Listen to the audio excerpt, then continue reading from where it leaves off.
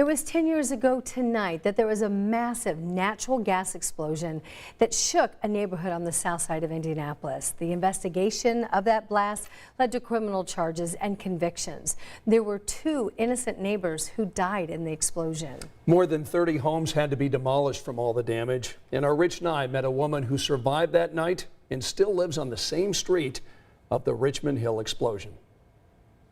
The biggest noise that I have ever heard literally shook the house. It shook me. Michelle Waddy was sitting on the edge of her bed when the explosion rocked her Richmond Hill neighborhood. I walked down the stairs to kind of see what was going on, and I heard the people yelling, "Get out of your house, get out of your house." Michelle's house was still standing but severely damaged. She stepped out on her front porch to see the November night on fire. The size of a house, ball of fire right down the street from me.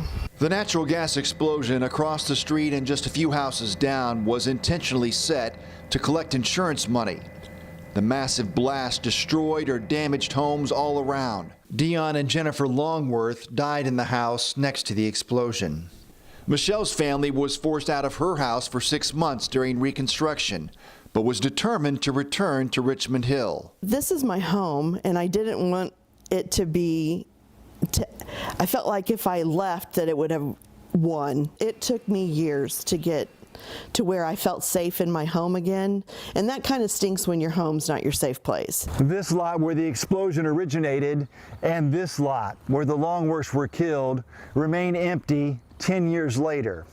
A constant and close reminder to neighbors who experienced what happened here on Fieldfair Way on November 10th, 2012. I lost stuff, they lost people, and as a mom, I just can't imagine. So, I just turned it into an opportunity to pray for them, because then that helped me, because it took the focus off of myself and put it onto someone else. Michelle is also a breast cancer survivor, a diagnosis that shook her again just 2 months after the explosion.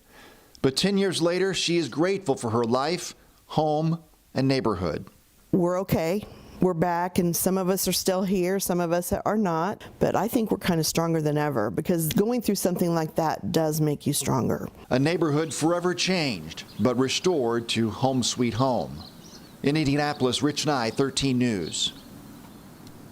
So interesting that Michelle wanted to stay, and there were other neighbors that wanted to get out, couldn't wait to get out after the blast. Yeah, my first reaction was that I wouldn't want to stay, I'd want to leave. But then when you hear her reasoning and why she wants to stay, and it's like you don't want something external like that to make such a big influence on what you do then for the rest of your life. That's right. Yeah. Where you live, who your neighbors are, what your plan was for your life. But you do wonder how often they think about it when she steps out her door, even 10 years later. How many times has she thought about that? Probably quite a few.